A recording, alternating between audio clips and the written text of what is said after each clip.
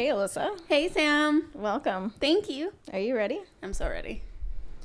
Okay, today I know everyone's sick of hearing about pregnancy and motherhood and stuff like that. I get it, but just bear with us for an hour. Okay? Here's the thing.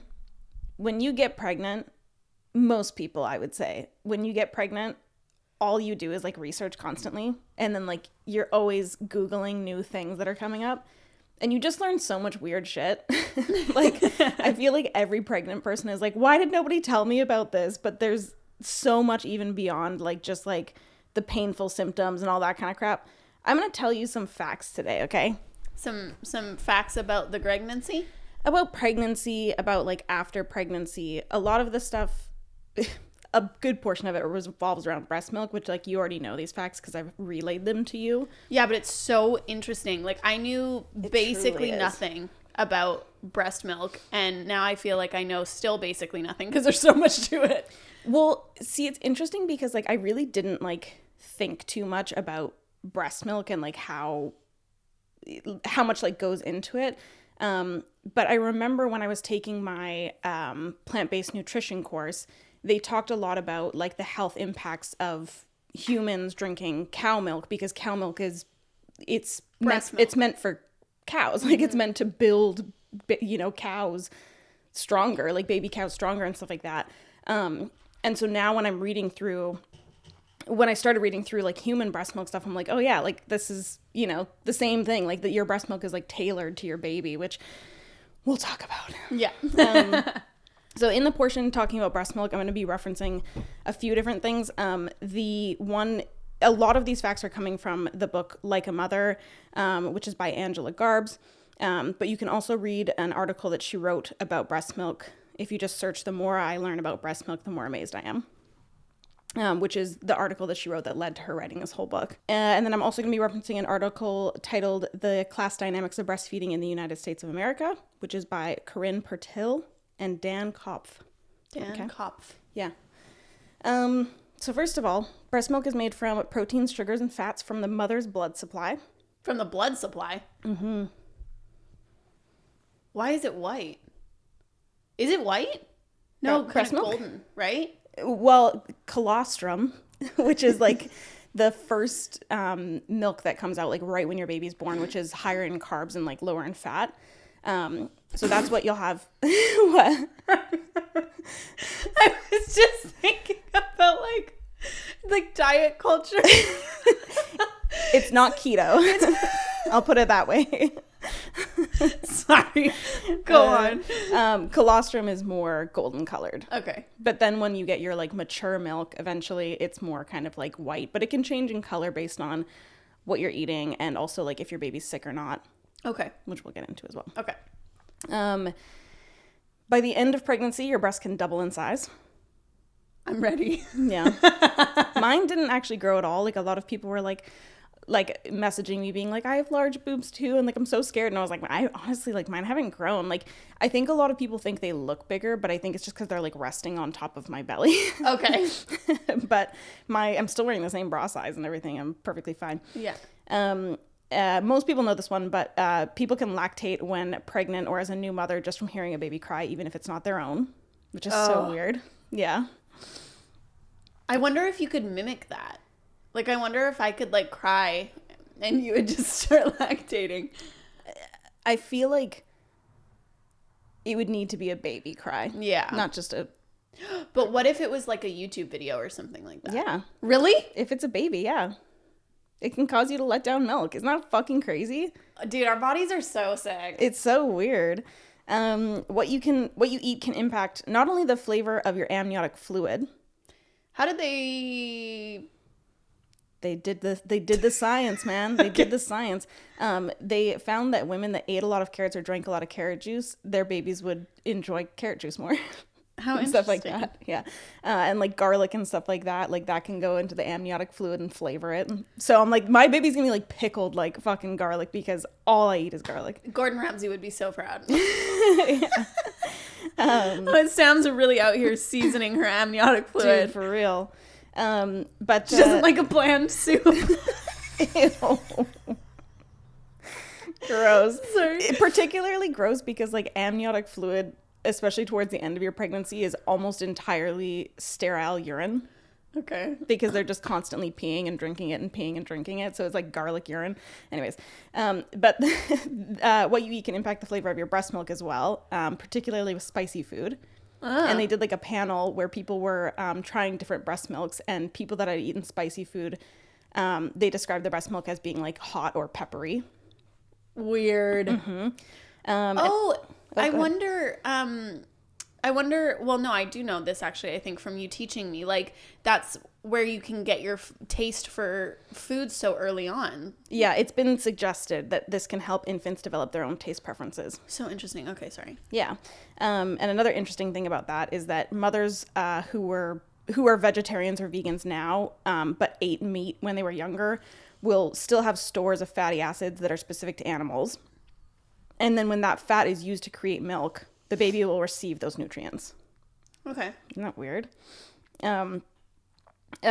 This is like the most mind-blowing shit ever to me.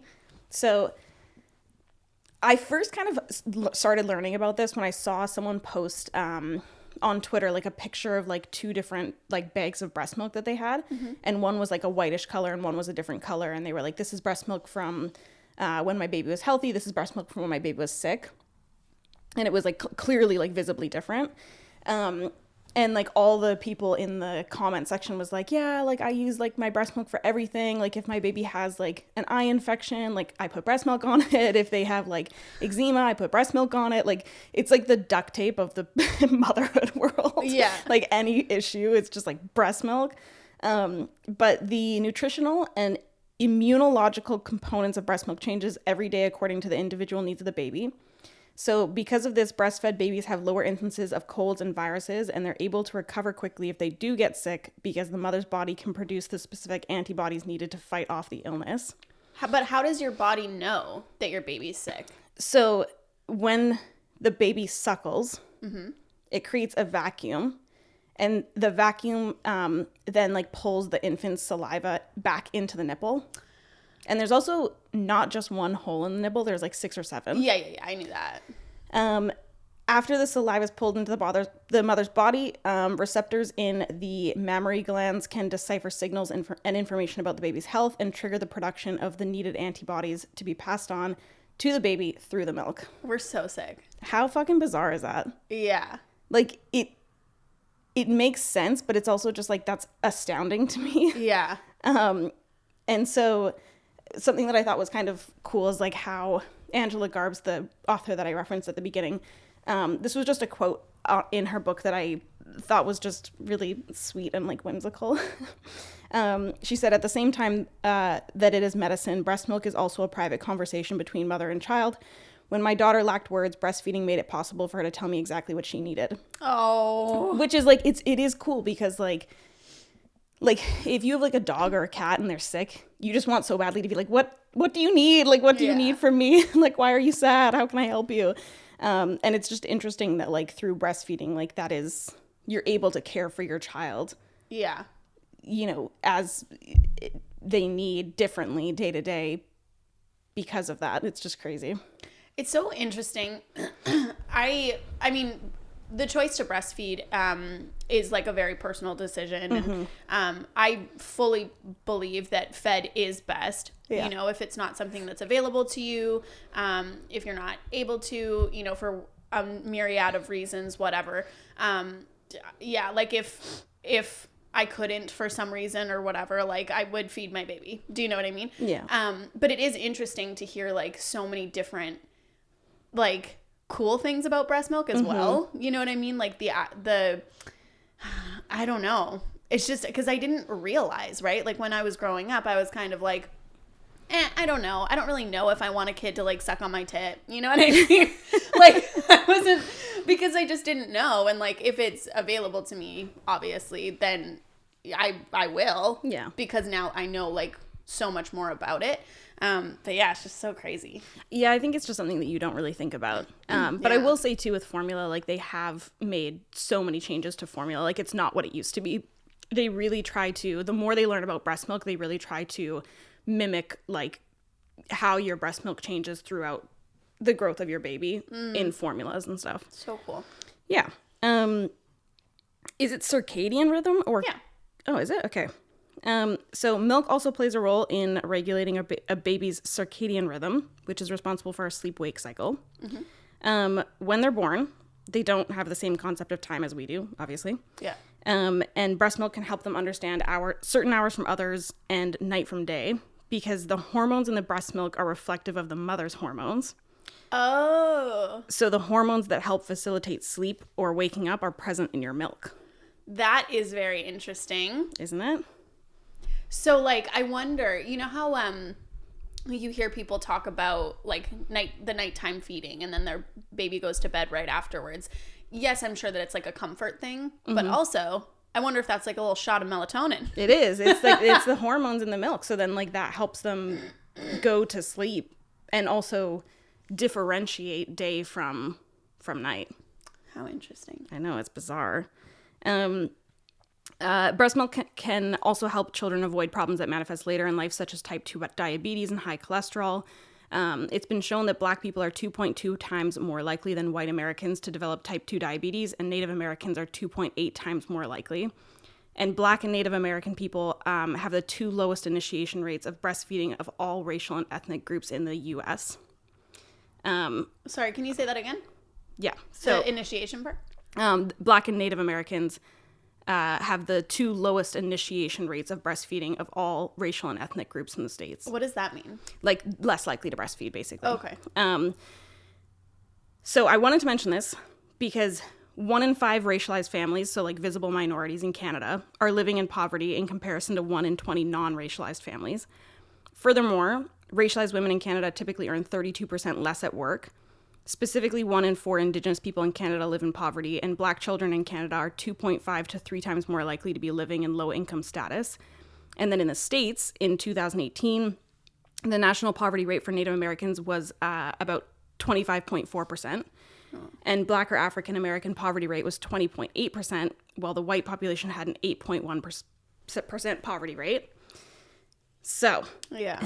this is relevant because it's been calculated out that for a mother making $60,000 a year before tax, working 50 hours per week, the monetary value of the time spent breastfeeding in the first 6 months based on the average number and duration of daily feeds is $14,250. So basically, like, breastfeeding or pumping takes like such an incredible amount of time. Yeah. Hours and hours and hours out of your day. And I think this is worth noting because it makes breastfeeding or pumping so much less feasible for low-income families. Yeah. And, like, they don't have access to potentially, like, longer maternity leaves, jobs that allow for pumping breaks, or the ability to hire outside help to support a new mother. Yeah, so it's a privilege to breastfeed. I think so. Like, economically speaking. Yeah, I believe so. Because I think that, even, like, because there is so much stigma and there's so much argument around breast is best and all this kind of stuff. And I mean, yeah, like the science is so interesting and so compelling that, breastfeeding is obviously like great for your child. But I think it's really, it's become almost this kind of like class issue where, different demographics are able to breastfeed more easily.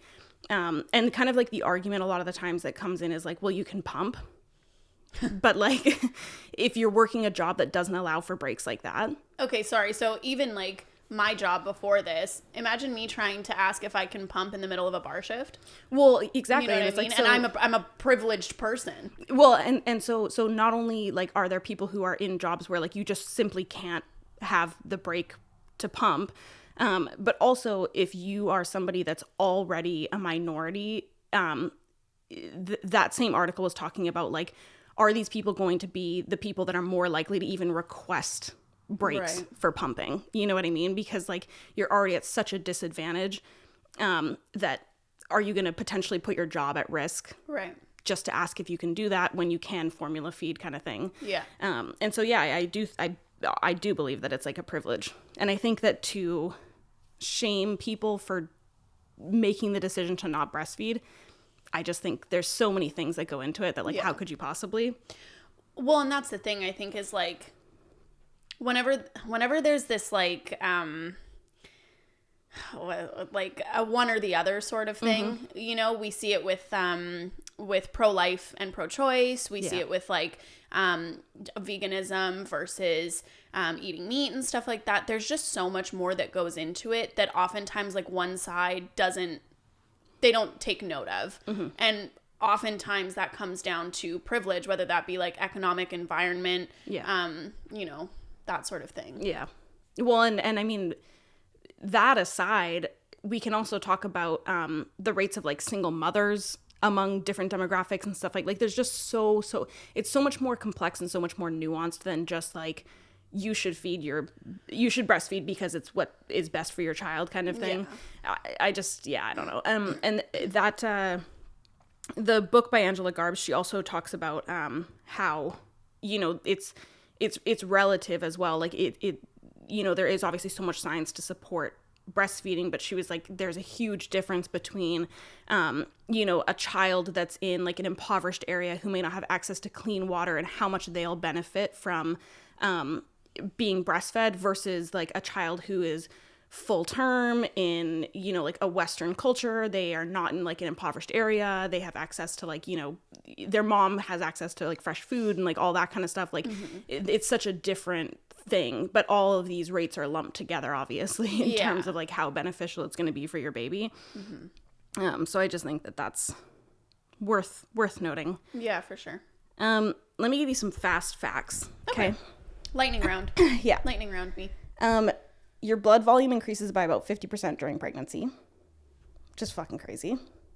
That is crazy. Do you feel like heavier with blood? But like, I mean, like blood wise bloated, like not, do you know what I mean? Like not centralized in this, but like arms, legs. No, but like, I know what it feels like to be tired from low iron. Okay.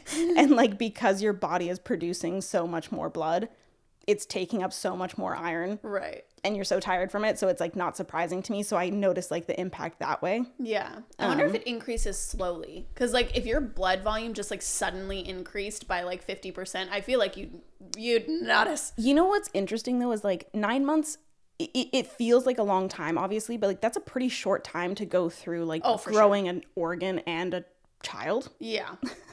Like it's, so it does happen pretty... A full body system. Yeah, exactly. It happens pretty freaking rapidly. Yeah. A person's uterus can expand to over 500 times its normal size during pregnancy. I don't want to think about that because, like, I'm hopeful for kids one day. I don't want to think about my uterus getting stretched quite that wide. To the size of a watermelon. Oh, just like ignorance is bliss for me on that one. If I think too much about it, I'll psych myself out. It's wild. Yeah. Have you ever seen like a GIF of like how your organs shift? No. During pregnancy? These are things that's something else. Sam, these are things I have to avoid. Okay? Yeah. Like I'll go down a rabbit hole and then I'll feel like completely like disconnected. It is horrifying. Yeah. It's like incredible, but it's no, for sure. Shocking. Yeah. To see to just like look at that and be like, oh, my intestines aren't where they once were. Oh, yeah. And because of that, actually, because some of your organs are pushed up and into your rib cage area, you can actually get a stress fracture in your ribs from pregnancy, which I learned recently because I was having such like intense rib pain. And I was like, is this like, what did I do? Like, did I get kicked in the fucking ribs and I didn't notice? I didn't notice. And it was like unrelenting for like weeks. I had like the worst rib pain. Like I couldn't like roll over in bed. It was so bad. And so I looked into it and it turns out it's a pregnancy thing, which a lot of people actually didn't know. I did a video talking about having restless leg syndrome. And there was a few people that commented being like, oh my God, I didn't know that was a pregnancy symptom. Like I didn't realize. And like, I've been like going crazy from this. Oh, really? Yeah. Oh, wild. It turned like basically everything that I've felt wronged by in the past few months. I'm like, oh, it turns out it's a pregnancy thing. That's fun. At the end of a pregnancy, a pregnant person produces more estrogen in a day than they would normally produce in 3 years. Okay. So that's a lot for one's mental faculties. And their skin, man. Yeah. That's like, your skin can change so much during pregnancy and stuff like that. And I'm not fucking surprised because you're literally a hormone factory. That's a lot. I knew that your hormones changed after pregnancy, during pregnancy. But that much? 3 years? Yeah. Like in a day. Because that's what I'm thinking, like, about, like, birth control and how much, like, the hormones in birth control can affect you. Like, how much, don't do that. It's very dangerous to take that much birth control. But, like, how much birth control would you have to take to, do you know what I mean? To, like, emulate that, that influx? I know. Oof. It's wild. Yeah, I was already going to be, like, extremely compassionate and everything towards you, but, like, that takes it to another level. Like, you want me to drive across the border, which is illegal right now, and get you breadsticks from Target? Covert mission. I'll make it happen. I won't do that. Burrow underneath the state line. So a lot of people talk about food cravings and stuff like that in pregnant women. But 30% of women have cravings for non-food items during pregnancy. Interesting. Like soap, chalk, paper stones, stuff like that. I wonder if there's like a mineral in those specific ones, because like all of those, to me, I'm thinking like, isn't there calcium in those and like zinc? Is that right? I couldn't tell you. I'm going to have to fact check that after. Yeah. I probably won't put it in the podcast, so you can like, I'll know though. You can fact check for yourself. Yeah, I'll know eventually. But that's interesting, like specifically those items. Have you thought about biting a little piece of chalk? No, okay. I haven't. I to be honest though, like I didn't have like a ton of cravings. Really the only craving was crab. Yeah. Which is so odd, but like. Well, and these screamers are like, it's. Oh yeah. Yeah, it's an intense. Nom, nom. But the crab was like, screamers are just something. Screamers are like Slurpees mixed with ice cream. They're so fucking good. And I've been like on my little screamer run lately, but that's just like, damn, that tastes good. I want that in my mouth. Yeah. The crab was like unrelenting. Like every single time I wanted to eat, I was just like, crab.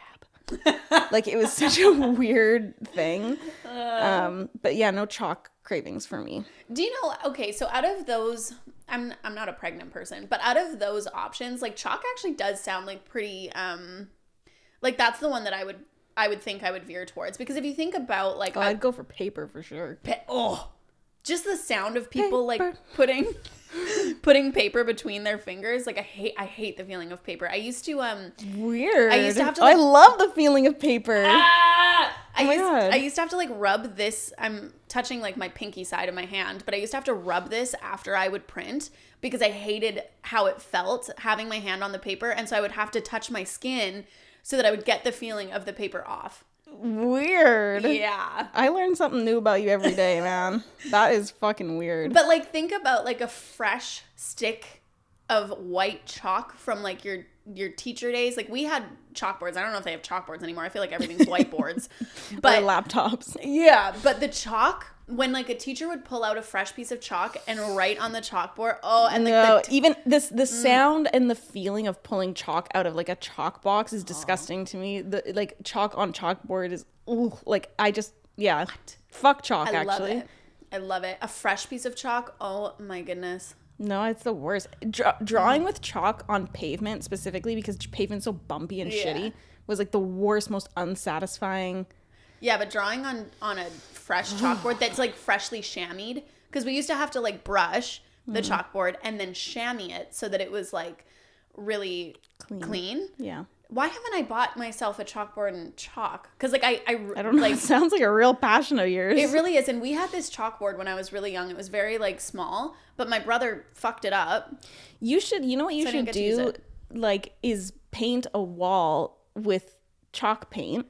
Yeah. Like, you know, on cute like mom Pinterest when they like paint like a wall and they're like, this is our meals for the week. Yeah. Shit like that. Yeah, but I don't have like nice printing or anything like that. Like I just need to be able to like you could learn. Play with it. Take chalk calligraphy.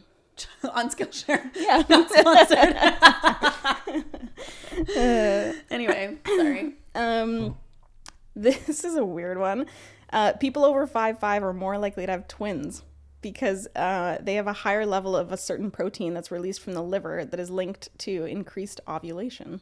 Oh. Yeah. You're in that category. Yeah. I don't know if I've said this on the podcast before. I know that it would be a huge undertaking, okay? I'm not trying to minimize how much work having twins is, but I've always wanted to have twins. Yeah. Like, We know you're a Mary-Kate and Ashley fan. Yeah, like, and just the bond that twins have, and I always wanted to be a twin. My poor mom, I wouldn't want, I mean, she's 5 feet, so she doesn't have that increased risk, but, like, I wouldn't want to put my mom through that, but, like, I always wanted to be a twin, and I just, but, like, damn. I don't think I would want if I have twins eventually, of course I wanted you. I don't think I'd want twins because I feel like they'd turn against me. I feel like they'd be more likely to be shitheads. You know what I mean? Because they'd be like conniving with each other. But I had a roommate who was a twin, and her sister and her mom, they're like the three amigos, man. They like are family through and through. Okay, maybe I will then. Yeah. Maybe I will have a twin. I don't know. As if it's a choice. Yeah, I just pictured, like, I already don't know how people are able to have kids at the rate that we're having kids because it's just so unbelievably expensive. Yeah. What the fuck would you do if you had triplets and you had to get 3 cribs, 3 bassinets, 3 strollers potentially, or a stroller that's like a crazy mutant stroller with 3 things in it? Like, yeah. What the hell? Well, like, yeah, no. It would be impossible to work. Yes. Mm-hmm. Unless you were like rich as hell and you could afford like nannies. Yeah. Au pairs. Mm-hmm. The only reason I think that I could handle having twins now, not like the body aspect, because I think like, oh my goodness, like growing 2 children. Don't even talk to me about it. But it's because we live in like a family aspect now. Yeah. You know what I mean? Like, I'm not saying that you would be like my go-to, but I'd be there. There's more help, you know? We have like a whole system going on. Yeah. So communal living is key for twins, triplets, and so on. People that suffer from heartburn during pregnancy are more likely to give birth to a child with a full head of hair. Oh, how interesting. Yeah, this was like apparently like an old wives' tale, but it's actually been proven true. And it's because they have higher levels of a certain hormone that can result in heartburn, and those same hormones plays a role in how much hair babies can grow in the womb. So your baby probably won't have a whole lot of hair. Probably not. Probably be real bald because I didn't have a lot of heartburn. No. Yeah. How interesting. Mm-hmm. Okay. The oldest recorded person to have a baby was 66.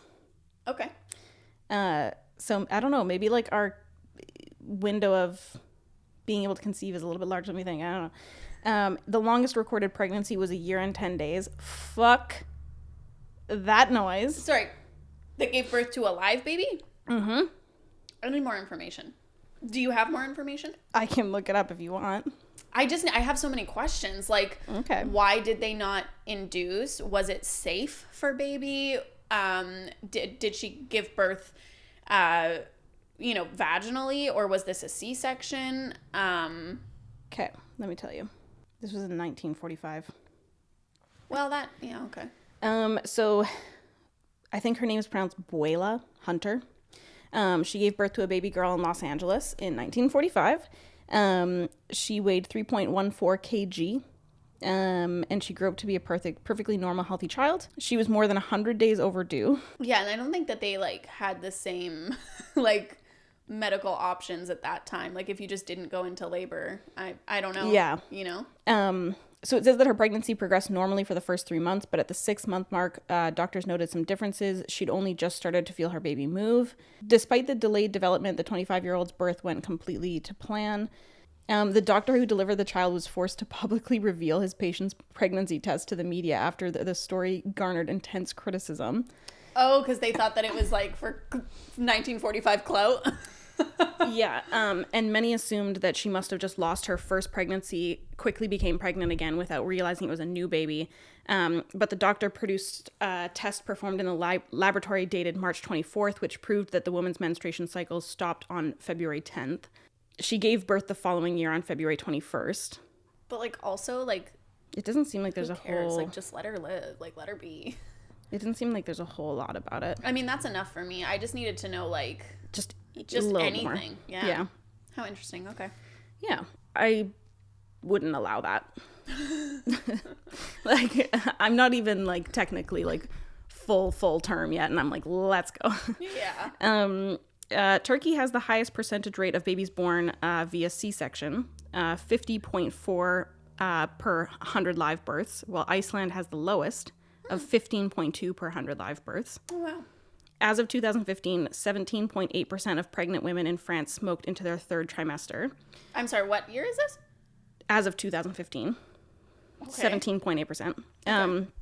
And as a result, hospitals are starting to offer payment vouchers in exchange for participating in like a smoking cessation program during pregnancy. Yeah. Isn't that interesting? That is interesting. It's such a culture there, though, still, hey? I think so. Yeah. Yeah. And then I have the fucking craziest story for you. I'm ready. Okay. I was like going through like all these articles that were like just like little facts and stuff like that.